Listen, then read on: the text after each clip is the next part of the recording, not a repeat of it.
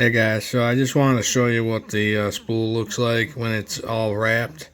Um, as you can see, I've got it nice and uniform, and got as many wraps as I can get on it pretty much without overlapping. It's not critical to get it exact, but I like to fill up the spool as much as I can.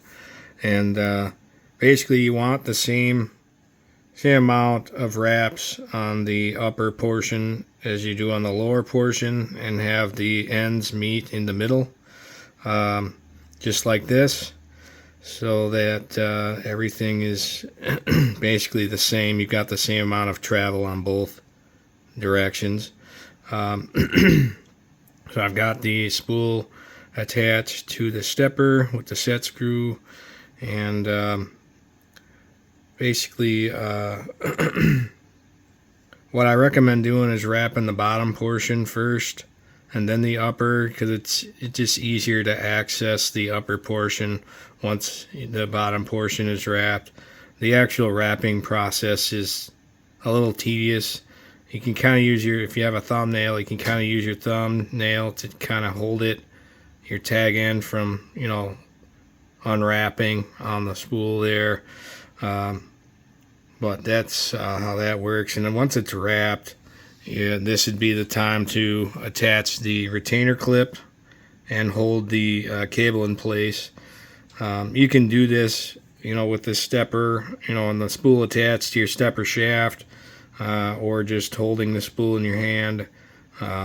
It doesn't really help a whole lot, having the spool in or the stepper, spool attached to the stepper.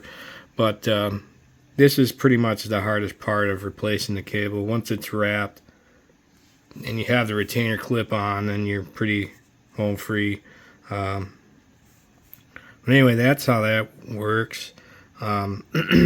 Just design it like this to help minimize the hassle for installing it.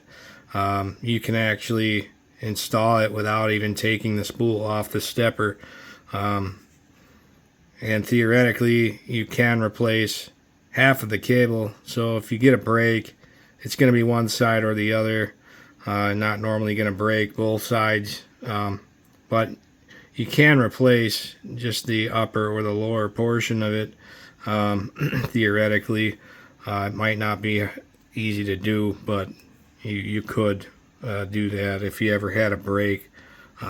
Instead of having to pull the whole spool off and feed cable through it and wrap the entire thing up again and feed both sides through, you could leave the one side attached to your carriage, and only replace the one side that's broke.